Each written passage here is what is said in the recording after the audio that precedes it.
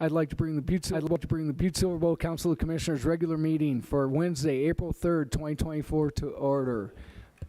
Clerk, could we please have a roll call? 1 presiding, 11 present, 1 absent. We don't have a presiding because I'm not a commissioner, so we have 11 present, I believe. Yeah, so 11 present. And please note that Commissioner Anderson is excused from tonight's meeting. Commissioner Torch, could you lead us in the prayer and the pledge? Thank you, Mr. Chief Executive, fellow commissioners. Almighty God, we implore you, look upon us and guide us this night as we make decisions which will greatly affect our community of Butte-Silver Bowl. Direct our thoughts, words, and deeds so that we please you and best serve our fellow citizens. Amen.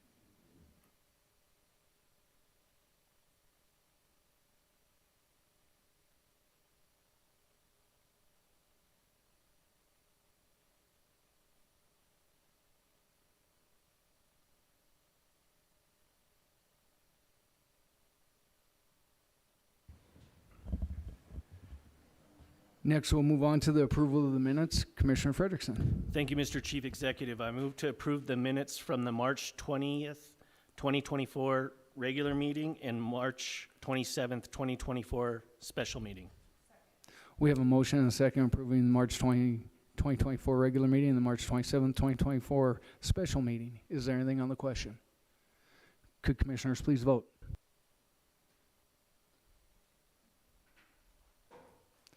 And would anyone like to change their vote? Clerk, please record the vote. 11 yea, 0 nay. 11 yea, 0 nay. 11 yea, 0 nay. Motion passes. Moving, we don't have any items that are not addressed on tonight's agenda, so we'll move on to the Chief Executive's report. Just a couple things to report on tonight. First, I was just down at the Empty Bowls. I would say fundraiser benefit. It's a packed house, fantastic for our kids, for what they do.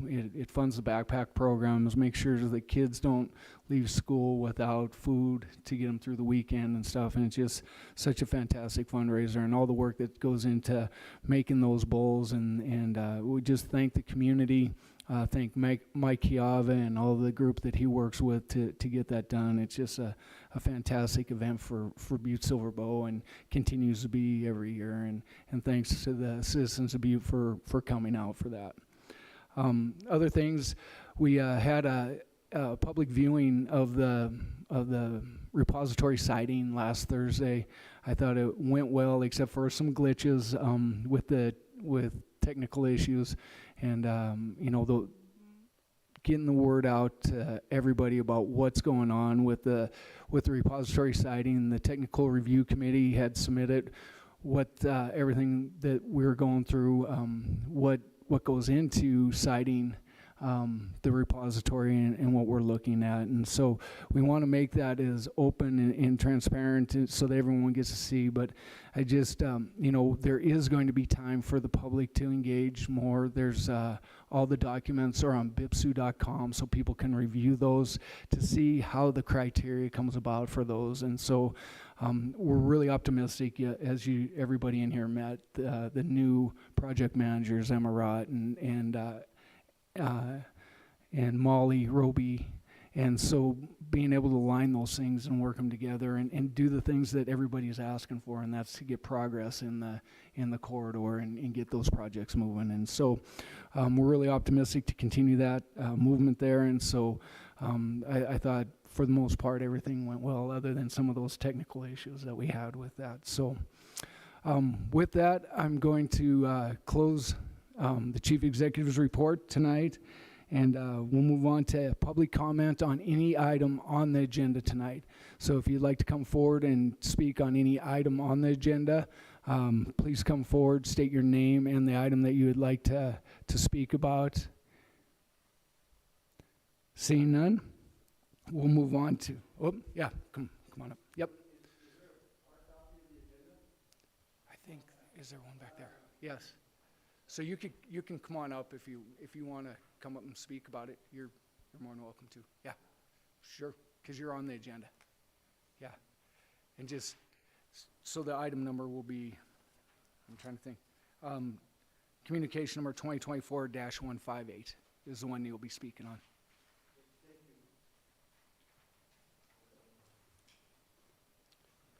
Okay, ladies and gentlemen, thank you, Chief Executive. I appreciate your time. One comment on the empty bowls. I spent 8 hours at the Civic Center today volunteering. I cooked 32 different kinds of soup, 96 total gallons. So, Wow. yeah. Thank you. Ladies and gentlemen, for those of you who do not know me, my name is Michael Tapkin. Give you a little bit of my history. I have been a Marine since January of 1985, excuse me. I served in 12 American embassies around the world. In 1989, I came to Montana and I served 4 years in the Montana National Guard.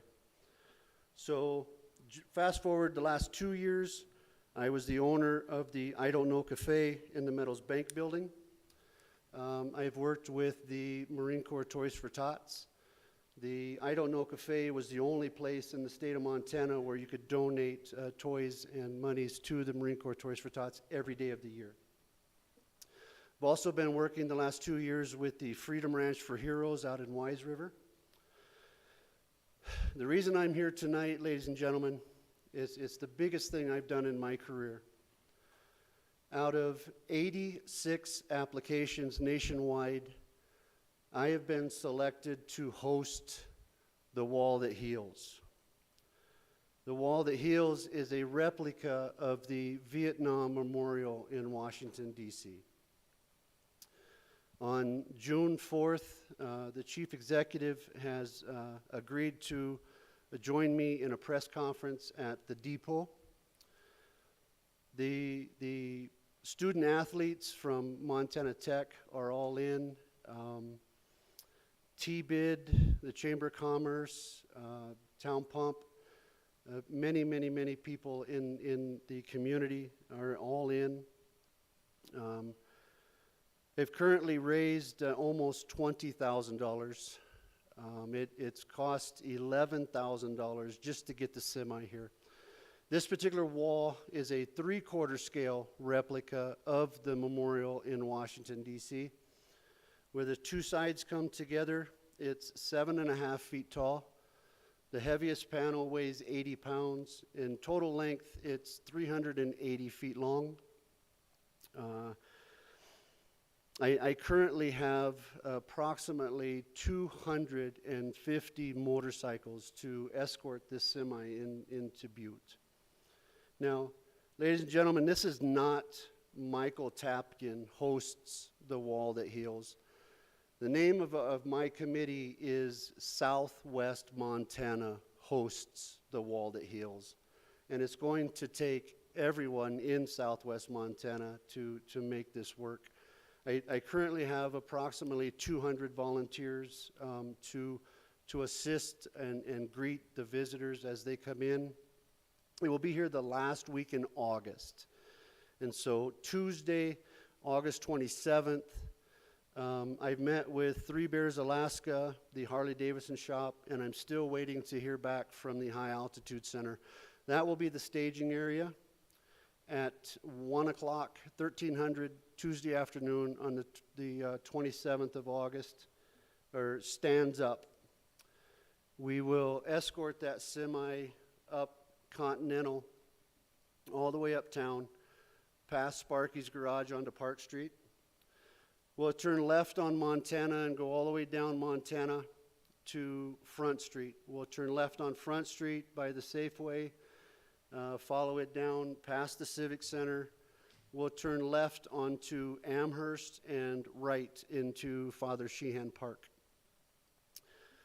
Once at 8 a.m. Wednesday morning on the 28th, the Montana Tech student athletes will come help me erect this wall. And from the very moment that the first panel comes out of that semi, that wall will be open to visitors 24 hours a day. until 2 o'clock, 1400, Sunday, September 1st.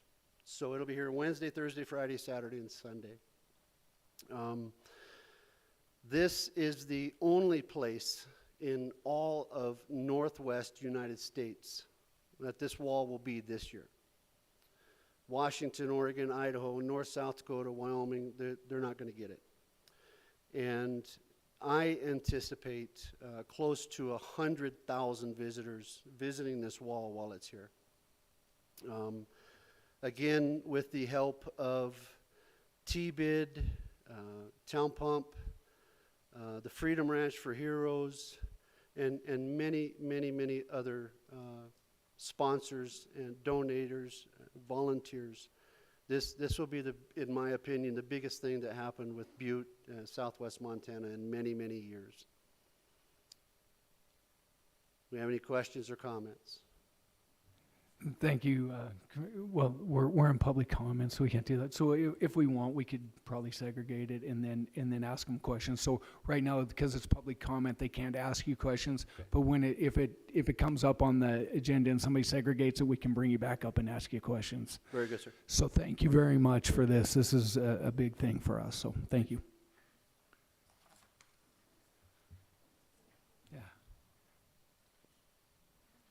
Moving on, we're going to move to Section 1, bid openings, public hearings, and our presentations. We have a public hearing and a bid opening.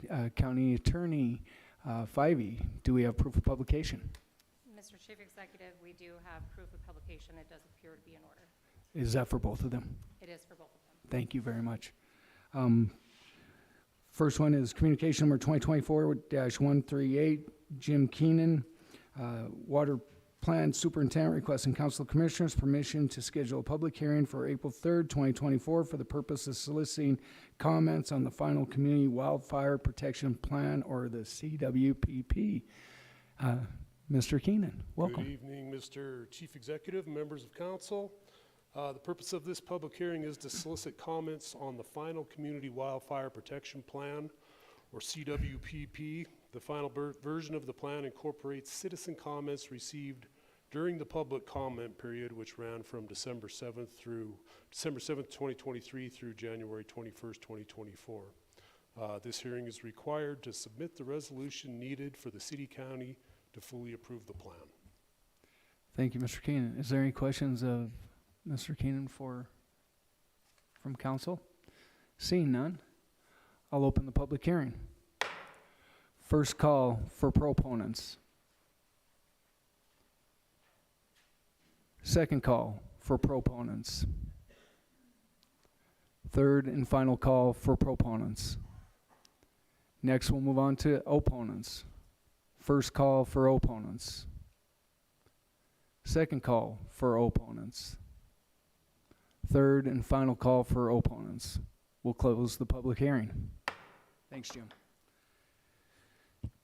Next, we'll move on to bid opening. We have communication number 2024-141, Ed Hurd, Parks and Recreation, Interim Director, requesting Council of Commissioners concurrence to schedule a bid opening for April 3rd, 2024 for a double-decker mower for the Parks and Recreation Department. Director Hurd. Thank you, Chief Executive, Commissioners. It appears that we only have one bid from Midland Implement on the mower itself.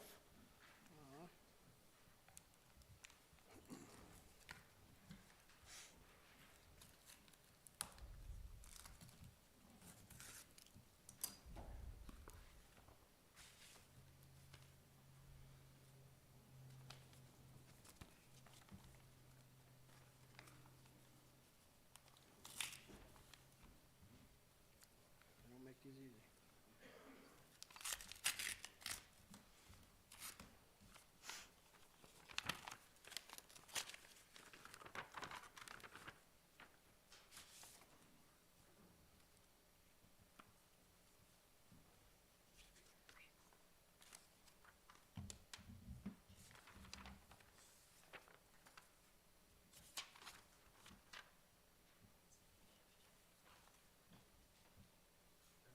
County Attorney Fyvie. Thank you, Mr. Chief Executive. It appears as though there has been a cash bond posted in the amount of 10% of the bid, and it appears to be in order. Thank you, County Attorney Fyvie. Does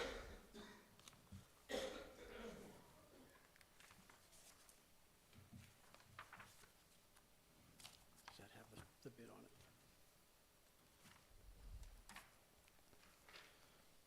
it? The sole bid is in the amount of $84,238. Again, $84,238. That's $84,238, and that's our only bid tonight. Correct. Commissioner Frederickson. Thank you, Mr. Chief Executive. I move to refer this to the Public Works Department for referral back to this body. We have a motion and a second to refer back to the Public Works Department. Is there anything on the question? Commissioner Shea. Thank you, Mr. Chief Executive. Since Commissioner Anderson isn't here, I'll go ahead and ask what the engineer's estimate is for this. Do you have an estimate on? I'm sorry, I didn't hear you. I'm sorry, what were we estimating this would cost? Thank you, Commissioner Shea. We first received bids almost 2 years ago for this mower. At that time, it was around $79,000. Midland Implement, who submitted this bid, was the winner at that time out of the 3 bids that we received back then. Because it took 2 years to get here, Toro, who is the manufacturer of the mower that we're getting, the price of the mower went up. And that's the reason why we then had to put it out for bid. Thank you, Mr. Hurd. Is there any other questions of commissioners? Seeing none, could commissioners please vote?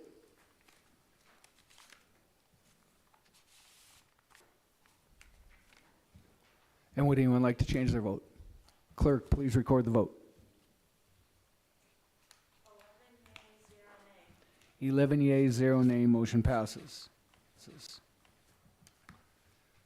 Next, we'll move on to section 2, communications, A 1 through 4, and B 1 through, get my numbers here, 1 through 22. Are there any friendly amendments and or segregations? Commissioner Fisher.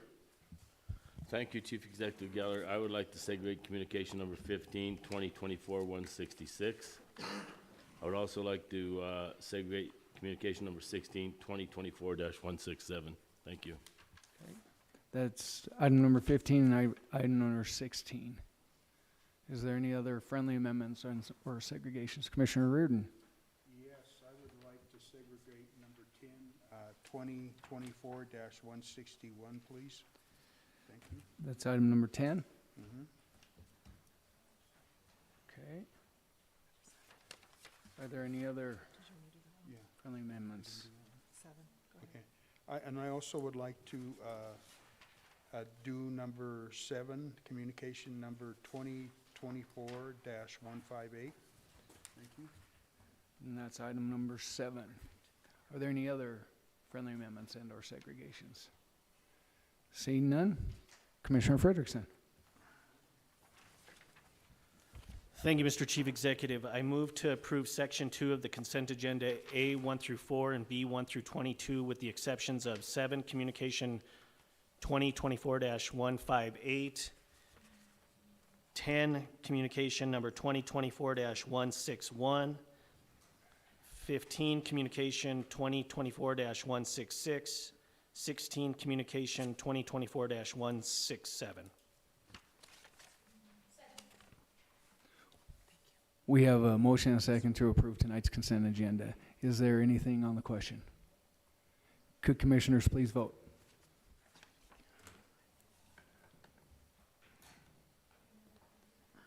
And would anyone like to change their vote? Clerk, please record the vote. 11 yea, 0 nay. 11 yea, 0 nay, motion passes. Moving to item number 7, communication number 2024-158. Sergeant Michael Tabkin, USMC, requesting Council of Commissioners concurrence for the upcoming Visit of the Wall That Heals event scheduled for August 27th through September 1st, 2024. The event will be held at Father Sheehan Park. Commissioner Reardon. Yes, I would like for Michael to come up. I have a few questions for him. Just kind of tie this up. I just want to thank you for being here and for your effort that you put forth.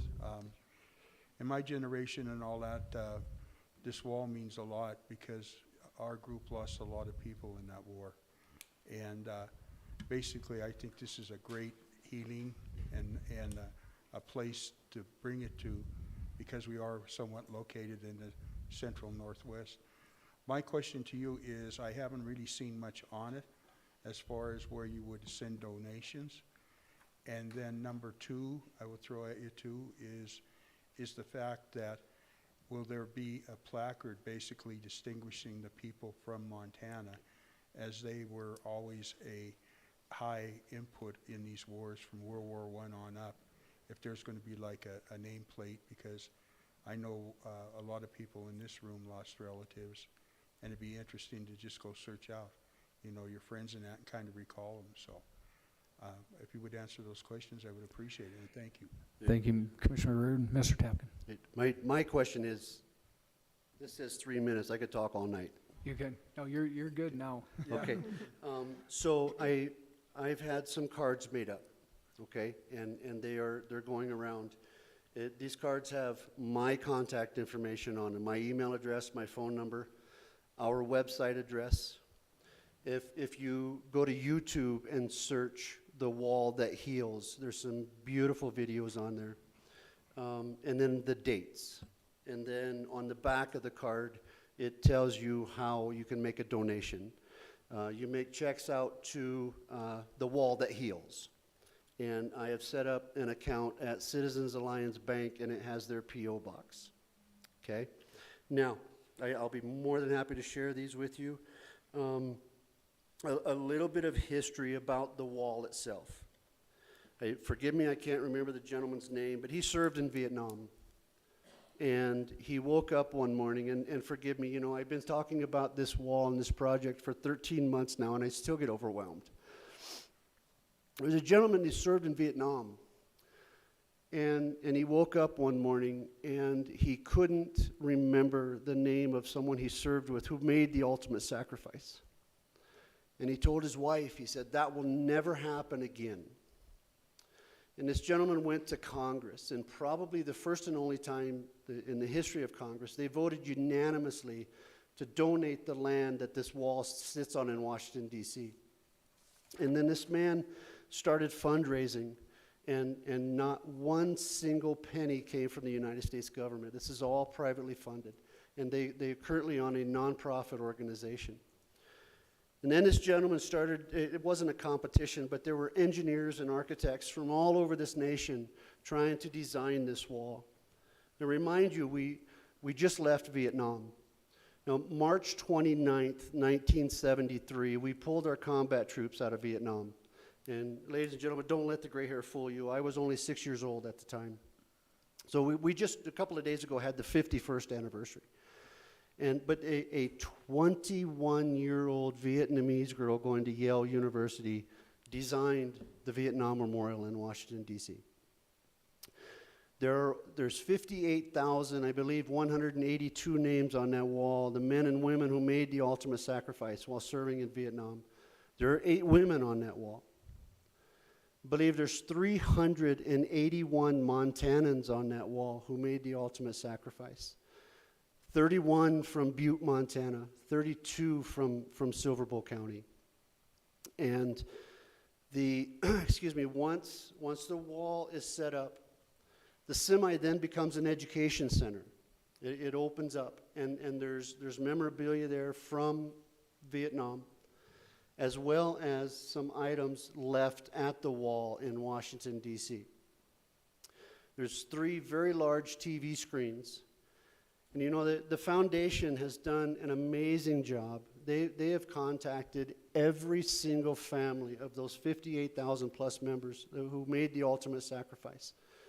So the first part is you can type in an individual's name, and it will show you what panel it's on, where to find it. Then you'll see a picture of that individual. The individual who made the ultimate sacrifice. And you can go find this individual on the wall, and you can do the sketching, the name sketchings. Sue McPherson is my communications liaison. She is one of my co-chairs. Sue works for the Chamber of Commerce. Her brother was sheriff here for quite some time. He started Crime Stoppers here in Butte, and that's where McGruff Park comes from. And so she is currently reaching out to the 31 family members from Butte, I think the 32 family members from Silver Bowl County. When the Montana Tech's student athletes and the other volunteers, as an example, myself, if my father served in Korea, but if my father made the ultimate sacrifice in Vietnam, they will, when my father's name comes out of that semi, I will be able to walk beside those student athletes and those other volunteers and escort my father's name until it's erected in the wall. The second big TV screen will be honoring those 381 Montanans who made the ultimate sacrifice. The last TV screen will be specifically for Butte-Silver Bowl County. Does that answer your question, sir? Thank you. Thank you, Mr. Tapkin. Commissioner Sorge. Thank you, Mr. Chief Executive. Thank you, Mr. Tapkin, for, doing this, and it's quite the honor for Butte-Silver Bowl. I think everybody in here kind of feels that, whatever we can do to help you out, we would, we can, whatever within our limits. I'm just kind of curious, so out of the 86 applicants, what made Butte-Silver Bowl jump out at the... Commissioner Sorge, Mr. Tapkin. I'm sorry? I just got to acknowledge him and then acknowledge you, and then you can answer the question. Thank you for the question, sir. So I started working on this project last March. It's been 13 months. The application came out on Memorial Day last year. All summer long, I had multiple phone calls, multiple Zoom meetings with the foundation. And in November, they contacted me one morning and they asked me if I could do a Zoom meeting at 12:30 that day. And they said they had one question more that they needed to ask me. And in the Zoom, they said, the question is this: you have been selected to host the wall that heals. But the question is, will you be able to, or would you like to host it the last week in August of 2024? Ladies and gentlemen, I wept just to be considered. And they told me, they said, Mr. Tapkin, we've been doing this for many, many years, and we have never seen so much enthusiasm and so much passion as what we've seen in the last few months we've been working with you. Does that answer your question, sir? Yeah. Commissioner Sorge. Mr. Tapkin, yes, and thank you because it is quite the honor for it to be here. Thank you. Any other questions of commissioners? Once again, I just got to thank you. You came in and we talked about this, and whatever the community can do to support this, we're there. And it's such an honor that it's coming here. And thank you for your hard work and passion to bring this to Butte. And so, once again, we applaud you for that. So yeah, the biggest, most important thing, sir, thank you, is the advertising, word of mouth, getting it out. And again, Washington, Oregon, Idaho, North, South Dakota, Wyoming, we need to reach all of these states. I know for a fact, so I've spent 6 weeks in Denver. I have a place here and I have a place in Denver. I know that there's multiple families, friends of mine, who have already made hotel reservations just so that they can come as far away as Denver, Colorado to be here that week. And, T-Bid, Town Pump, all of these, they know what the economic impact could be or will be for Butte in southwest Montana. And for me, it's not about that. It's to say welcome home. Commissioner Callahan. Thank Chief Executive Gallagher. Thank you, Mr.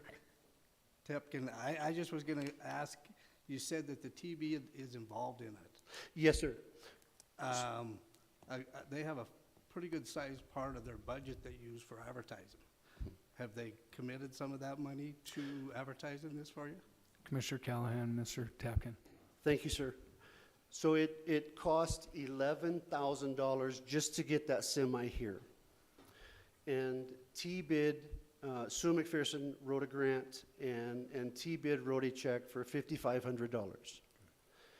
And the Freedom Ranch for Heroes in Wise River also wrote a check for $5,500. So we have the $11,000, it's already sent off. And so now, forgive me, I don't feel at liberty to discuss numbers at this particular time. So last Thursday at the Chamber of Commerce, the Chamber of Commerce obviously was there. Town Pump Corporate, Lee Enterprises, and forgive me the pronunciation, Paul Tash Communications, and a couple others, and they cleared their calendars to come back Monday. So then 2 days ago we met again, and I don't want to say this out loud, but they told me on Monday that they feel that they could get raised close to $100,000 to help advertise this. So, yeah. Oh, great. Thank you. And again, excuse me, Mr. Hurd, the permits are already in for the Montana Department of Transportation. The permits are already in. I've already received a quote for the liability insurance. I'm either going to meet God or this is going to happen. I'm not letting up. Thank you, sir. Thank you. All right. Thank you. Next, we're moving on to Commissioner Reardon. Yeah, we got to take a motion. That's right. Yes, I would like to make a motion to concur and place on file communication number 2024-158. Second. We have a motion and a second to concur and place on file communication number 2024-158. Is there anything on the question? Could commissioners please vote? And would anyone like to change their vote? Clerk. 11 yea, 0 nay. 11 yea, 0 nay, motion 0 nay, motion passes. Moving on to item number 10, communication number 2024-161. JJ and Shanna Adams requesting Council of Commissioners authorization to purchase a parcel of land currently owned by Butte-Silver, which is adjacent to their home at 8102 Highway 2, Butte, Montana. This parcel has been identified in a recently completed Parks and Recreation Master Plan as surplus property. Commissioner Reardon. Thank you, Chief Executive Gallagher. Before the meeting tonight, I was visiting with some other commissioners and all that, and this one kind of caught our eye. I know that it's early in the planning department, and the referral to the land sales committee and all that. I guess the question that we have basically is that, identified in the recently completed Parks and Recreation Master Plan as surplus property. Number one, I think the question would be is, as we looked at the schematic on it, there seems to be some acreage involved. We would like to maybe, and I know it will be presented to us, is the fact of how large this parcel is, and then basically how it was determined that this could be identified as surplus property, seeing as it was already part of the Parks Department. And, I know we're going to have to visit about this before, but I think this would be something that would be really helpful to the people, in making the determination, and also how this determination was made. Thank you. Commissioner Reardon, would you like me to speak to that a little bit? Yes, please. Okay. Yeah, Commissioner Reardon, so just to speak to this a little bit, so Butte-Silver has a number of properties that are are properties that are not being used as parks, that have been dedicated as parks property. And so to dispose of parks property, it was mandated within the charter that you have, or within Montana law, that you had to have an updated master plan in that. So to dispose of any of those properties, this happened in the past. And so there'll be public hearings on this, but as you may recognize, that we just went through a process of how we can offer properties for sale that are owned by Butte-Silver Bow, and that's the process that this will go. And so all of those details will come out of this. So if there's opposition or anything to the purchase of this, then all of that can come out at that time. But what it does is it allows, because a lot of times in developments, they have to dedicate a certain amount, either property or payment in lieu of. And so a lot of times they gave us property that has not been used for parks or dedicated or made into parks. And so that's kind of the situation that we're at. And there's a lot of those properties that are kind of scattered throughout Butte-Silver Bow. So we want to take a look at those, and if they can be productive properties or even tax-paying properties, that it could be a benefit for Butte-Silver Bow. Thank you. Thank you, Commissioner Reardon. Commissioner Frederickson. Thank you, Chief Executive Gallagher. I just want to note that JJ and Shannon Adams did come to the Parks and Recreation Board, and that board did approve it to move forward. So this is the normal process for this. And so we were aware of that at our last Parks meeting. Okay. Thank you. Thank you, Commissioner Frederickson. Are there any other questions? So any other questions? Commissioner Reardon. Yes, I would like to make a motion to refer communication number 2024-161 to the Land Sales Committee as assigned on the agenda. Thank you. We have a motion and a second to place communication number 2024-161 to be referred to the Land Sales Committee. Is there anything on the question? Could commissioners please vote?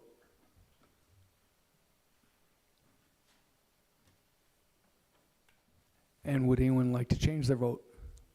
Clerk, please record the vote.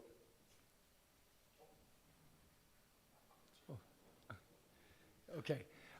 So Commissioner Callahan has indicated that he voted in the negative, but he wants to vote in the affirmative, so it would be a unanimous vote. If we could change that. Thank you, Commissioner Callahan. Okay. Moving on to item number 15, communication number 2024-166, J.P. Gallagher, Chief Executive, requesting Council of Commissioners authorization to have Chief Executive Gallagher sign a professional services agreement for consulting services with Nick Gleason. Commissioner Fisher. Thank you, Chief Executive Gallagher. In my tenure on this committee, this is going to be one of the hardest things I have to deal with.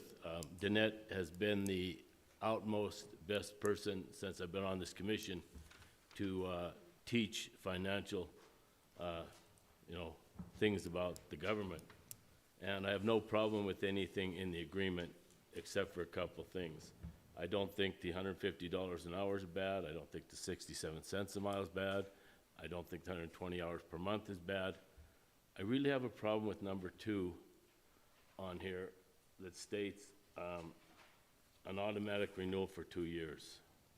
I mean, we get into these situations like this, and I mean, we just went through this with the Kelly warehouses, Chief Executive Geller, and things like that. So I kind of have an issue with these automatic renewals, I mean, I respect Danette more than anyone in the government, or as well as anyone in the government, but to allow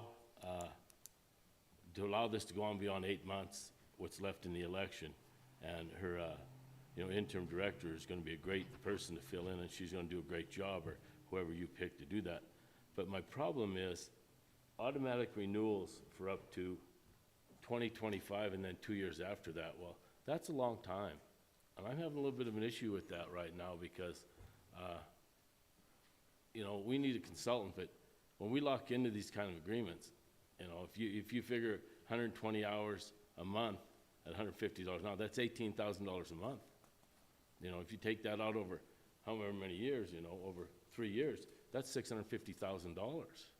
You know, this concerns me a little bit, and I have no problem. I think Danette's the best. I want to make sure she continues to consult with Butte-Silver Bow, but I just have a tough time with that part of it being, you know, over the term. And I mean, I know you want to have a little input, and I hope the council has a little input, and maybe we can visit about this a little bit, but I have no problem with the first part of it, but that part where, you know, 2 annual terms, automatic renewal, it says this agreement is effective upon date of its execution and will terminate the 31st day of December 2025. So already we're into 20 months. You know, we're in 20 months already at this rate. And then we're gonna go 2 annual terms of automatic renewal. You know, I'm not sure I'm not sure that that's something we as council people should be doing at this point in election year. So I'd like everyone to weigh in a little bit, and then I will make a decision. Thank you. Thank you, Commissioner Fisher. And I'd like to just kind of address item number 2. It is an agreement with an option of 2 annual terms with automatic renewal, but we have the right to have a 90 days prior to terminate that. And I think that the council has that opportunity to do that with consultation. There may be a time that we don't need her consultative services at that time, but what it does offer, and I understand when you're talking about the automatic renewals, that you know, we don't have to come back if, you know, there's nobody on the council that is disagreeing with it, that we could automatically renew for the next year and then the possible next year of that. But it does allow for the council to say, hey, we'd like to take a look at this. Do we need Danette services over the next year or the following year if it went into year 2 or year 3? It gives that opportunity, but it allows for that. And I just kind of want to discuss a little bit, because I agree with you. Danette is probably as good a financial budget director in the state of Montana, and it's evident by the number of people that have reached out that are trying to get her to go to work for them. The Montana League of Cities, Towns, MACO, local agencies here. The $150 an hour on that seems like a lot, but I went out and looked to see what the market value is for that. As you said, you have no problem with that. That's kind of a midpoint of some of what people have on contracts out there. I just kind of want to, the thing that I've had some questions about, why do we need, you know, she just retired, why do we need that when we have the skill set in-house? And it's not that the skill set wasn't in-house, but there was a lot of transition within finance and budget, and I asked for, you know, our experience that we've had in there. We've had, since Rick Soto left, we've had 5 different people in and out of the payroll department. We've had multiple people that have been out. We have 3 positions really currently open in there. And so what happened when Danette decided to retire, and she had the right to do that. I'd like to strong arm her and keep her here, but we couldn't do that. But she wasn't able to put the training into her staff that we needed to have. Karen is very capable of doing the job, but some of the things that Danette does that I don't think a lot of people recognize is the investments that she does. She oversees the investments, and just kind of speaking to a little bit to that, because I think the public needs to know that in fiscal year 2023, interest earnings were $4.874 million that was earned because of her overseeing the investments of that. Fiscal year 2024 so far, up through February 29th, we've accrued $4.4 million in interest based on the oversight of those. So just in those 2 years, we have almost $9 million, well, more than $9 million that was interest accrued by her overseeing those investment options. I also want to go back, and this is where we're kind of looking to use the funding for to help with this, is the local allocation tribal funds, which is that PILT funding. When we realized that our city-county government wasn't getting that allocation, it was brought to our attention by Danette that brought in $1.1 million to us that we otherwise, and other communities, because of her due diligence, wouldn't have got, Anaconda Deer Lodge being one, but across the country, because we caught that. And so, you know, we have some, you know, I know there's questions about this, but the skill that she brings to that position and what we will have to pay for her to oversee that, I think we'll get the benefit, the cost versus the benefit. I think it's worth it for that. So that's why I brought it forward to this commission. And I appreciate you bringing some of those questions forward as well. Commissioner Reardon. Thank you, Chief Executive Gallagher. I want to throw a few things out there myself. Is the fact that I think, if anything, Danette will probably be running by the time she gets 2 years in, but she's a diamond in the rough, and she knows what she's doing. As a consultant, I think, you know, we brought up the $150 an hour, but the way the contract reads to me is that Butte-Silver is hiring her as a consultant. I was a consultant in a different industry for 3 or 4 years, and basically $150 is a pretty good deal, because what you have to you have to carry general liability policy insurance.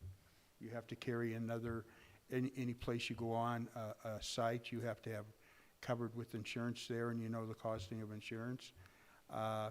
It's just a money-eating deal and all that. So out of the $150, I think that she's a very important find, or asset, rather than find, we already found her, is the fact that you really have to look at the whole scenario, and probably if she was making half of that, it'd be a good deal. But knowing her, it'll be pretty close, you know. I don't know if she's going to be covered by, obviously she's not an employee anymore of Butte-Silver, so she probably won't have benefits. Hopefully her husband has medical benefits and all that stuff. So the number sounds pretty outrageous, but when you get down to counting pennies, which she's really good at, it isn't what it sounds like. So I just thought I'd throw that in there. Thank you. Thank you, Commissioner Reardon. Commissioner Frederickson, and then Commissioner O'Neill. Thank you, Mr. Chief Executive. I don't have any, I just want to say that I don't really have any problems with anything in this contract. I've reviewed it quite a few different times, and I think that, you know, the 120 hours per month, I can't imagine that she's going to be billing 120 max each month. So, you know, during budget times and times when she's needed. So I just want to point that out, that, and it's, the monthly invoices are sent to council and will be on the Budget and Finance Committee, so we can always look at it to see how much time she's billing. And so we're going to be able to look at this, and I think it's going to be pretty transparent. Thank you, Commissioner Frederickson. Commissioner O'Neill. Thank you, Mr. Chief Executive.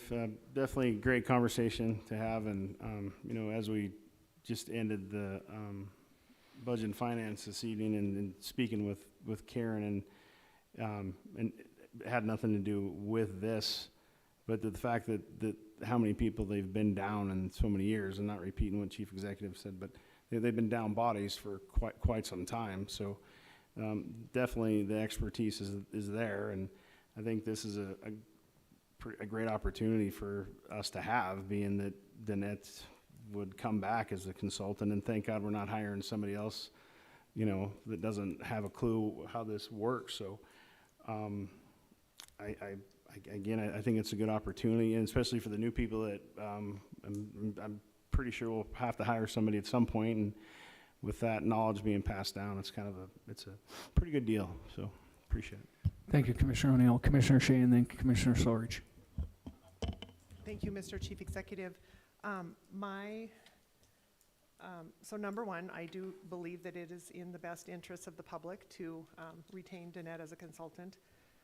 She's a lot of things, but she isn't a magician and can't create more time. So I think that this arrangement will allow her more time to develop her staff and continue on with a succession plan, or her former staff.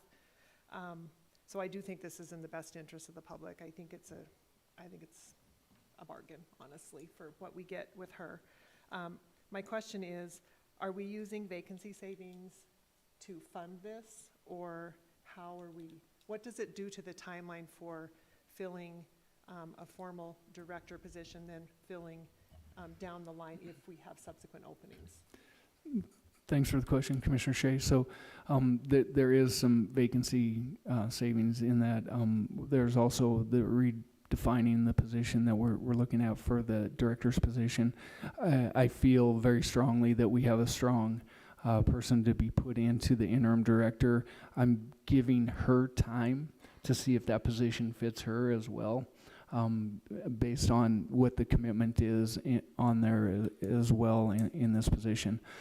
As I said, there is the funding that we have available from that the local allocation tribal funds that is there. I look to use some of that funding to pay for this rather than take it directly from the general fund itself.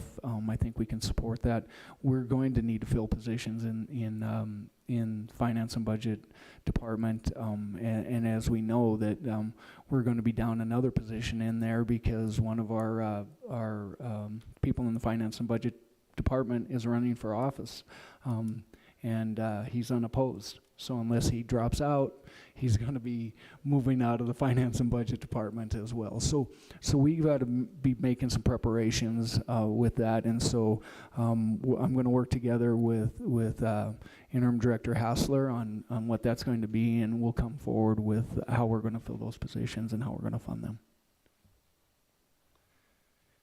Commissioner Sorge, I should have called you right away. Thank you, Mr. Chief Executive. I'm just going to be short and sweet.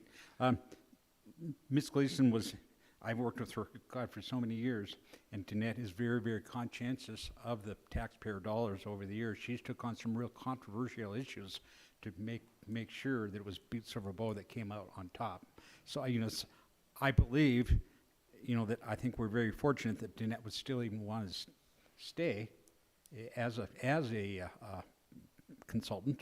And I know when it's time for this contract to terminate, I believe it would probably be Danette that would terminate it because, like I said, she's very conscientious on that taxpayer dollar. So I think it's still a good thing for right now. Thank you, Commissioner Sorge.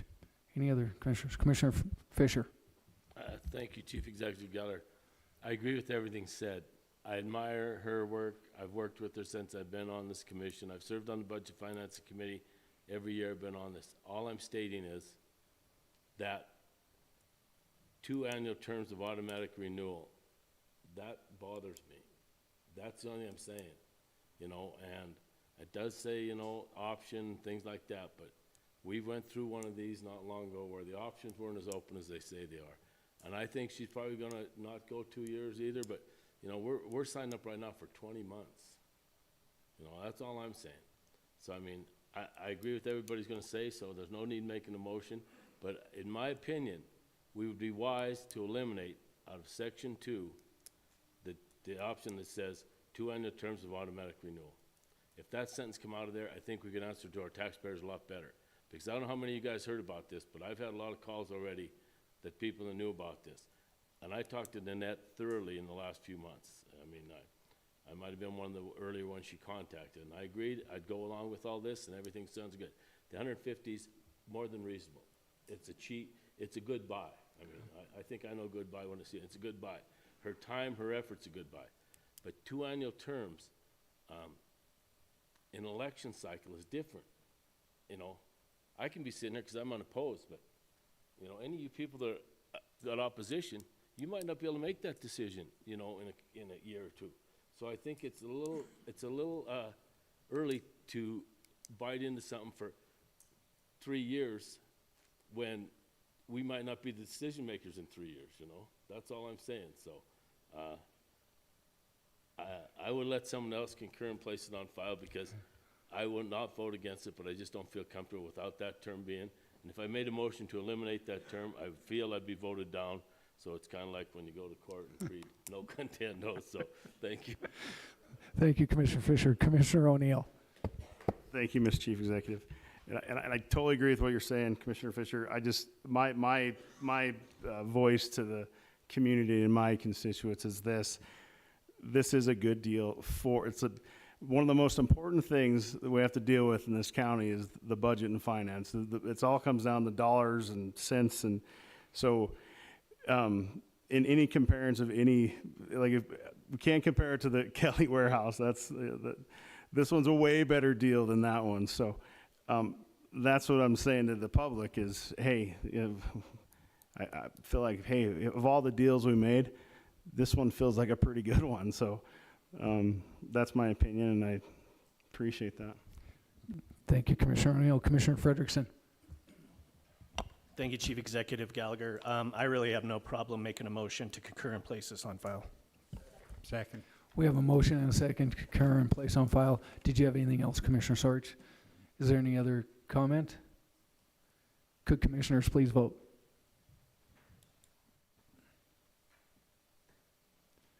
And would anyone like to change their vote? Clerk, please record the vote. 11 yea, 0 nay. 11 yeas, 0 nay, motion passes. Moving on to item number 16, communication number 2024-167, Shelley Cleverly, Community Development, Special Projects Developer, requesting Council of Commissioners authorization to have Chief Executive Gallagher sign a Foundation for Montana History Grant Award Agreement for Butte-Silver Courthouse Revolving Door Repair and Restoration Project. Commissioner Fisher. Thank you, Chief Executive Gallagher. Once again, the conservative side of me comes out, you know. But anyhow, I just more comments on this. You know, we had a check.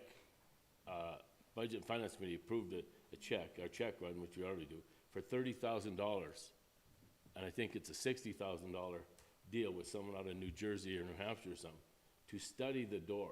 You know, just to study the door. Not doing any work, no, to just study how that door revolves and stuff, you know. So we've already spent that.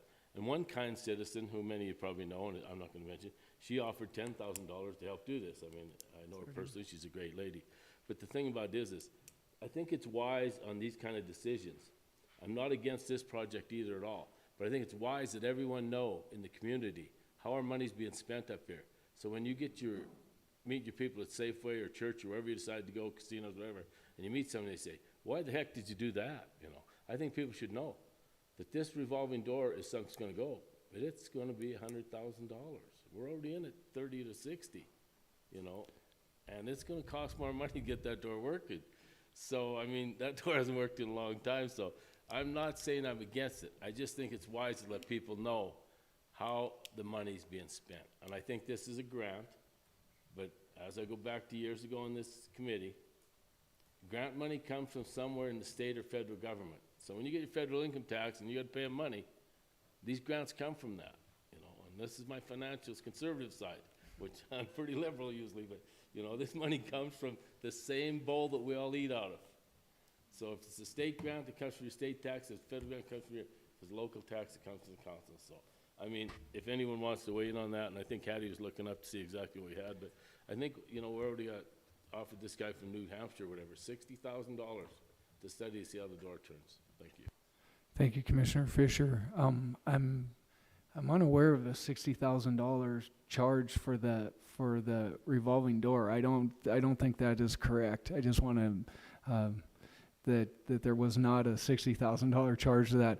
And so we've had, including in this, we've had almost $30,000, and I think the repairs to the door are not estimated to be as high as what we've already brought in. And so, and then the state historic, this Montana historic grant is a nonprofit that grant money's coming from. So I just wanted to clear up maybe some confusion about that.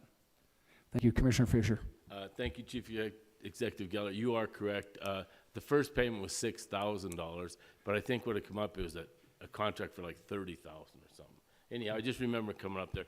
But I do think it's important to bring up things like this to the community because we don't really have no local media anymore that follows our council meetings. I mean, Mike does a great job for the Standard, but we only get the paper a couple times a week. You know, the TV stations, they're all out of Bozeman pretty much. So I just think it's important to bring some of this stuff up so people know we're not just sitting up here trying to bilk the taxpayer every week. So thank you. Thank you, Commissioner Fisher. Any other questions? Commissioner Fisher, you want to make a... I would make a motion at this time that we concur and place on file communication 2024-167. We have a motion and a second to concur and place on file communication number 2024-167. Is there anything else on the question? Could commissioners please vote?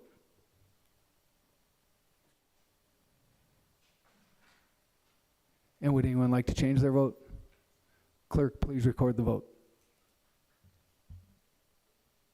11 yea, 0 nay. 11 yeas, 0 nay. 11 yeas, 0 nay. Motion passes. Moving on to section 3, ordinances and resolutions introduced to judiciary. We have 2 of those. Please note those. Moving on to section 4, ordinances and resolutions for final reading. First one is resolution number 2024-09. Clerk, please read the caption. A resolution calling for the continuation of the imposition of the 1-year mill levy for economic development purposes beginning in the fiscal year 2024-2025 and continuing through the fiscal year 2025-2026 and providing for an effective date herein. Commissioner Frederickson. Thank you, Mr. Chief Executive. I move to place resolution number 2024-09 on final reading and passed, having been deemed fully read at length. We have a motion and a second placing resolution number 2024-09 on final reading. Is there anything on the question? Could Commissioner?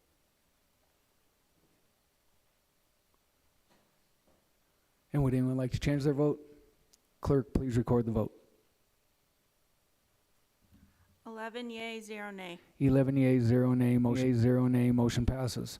Moving on to resolution number 2024-10. Clerk, please read the caption. A resolution approving a tax abatement in the city, county of Butte-Silver to Senate Incorporated on a Class 8 property, all in accordance with the provisions of Section 15-6-138 Montana Code Annotated and providing an effective date herein. Commissioner Frederickson. Thank you, Mr. Chief Executive. I move to place resolution number 2024-10 on final reading and passed, having been deemed fully read at length. Motion second place in resolution number 2024-10 on final reading. Is there anything on the question? Could commissioners please vote?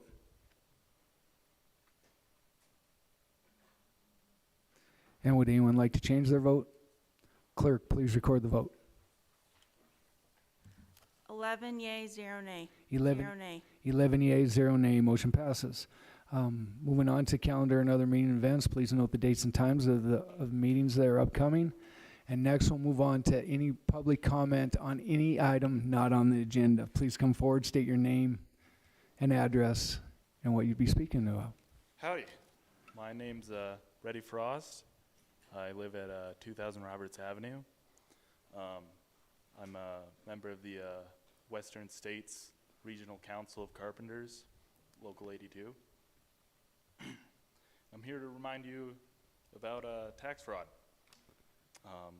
Tax fraud is harming some working families. When employers shift their tax burden onto their employees, employees must pay their employer's employment taxes out of their pocket, which places a huge financial burden on working families. Also, when employers aren't on the books, they're on the hook if they get sick or injured on the job and cannot work. No health benefits or workers' comp. You know, this April, the Western States Regional Council of Carpenters, Local 82, and the United Brotherhood of Carpenters are taking part in the National Tax Fraud Days of Action, a month-long series of events to raise awareness about the construction industry's tax fraud. The prevalence of construction industry tax fraud has reached crisis levels, and bad actor employers are preying on vulnerable workers, from taking advantage of our immigrant populations to undercutting the competition. These bad actor employers are defrauding our working families and our communities by doing business that only fattens their wallets. And, you know, some of this stuff might seem like it's only far away, but it's here. It's in this town. And we're doing our best to stamp it out, but we do need the help of our policymakers and legislators. Excuse me, I haven't done a lot of public speaking in the last couple of years. It's been a while, but I thank you for your time, and have a happy April. See you at the next one. Thank you, Mr. Frost, and we welcome you. We notice that you're in the audience every single day, so thank you for being present in our council meetings as well. Is there any other public comment on any item not on the agenda tonight? Seeing none, I will take them. Does anyone have any messages or that we need to have? Okay, I'll take a motion to adjourn. We have a motion and a second. All in favor, signal by aye. Oppose? We are adjourned.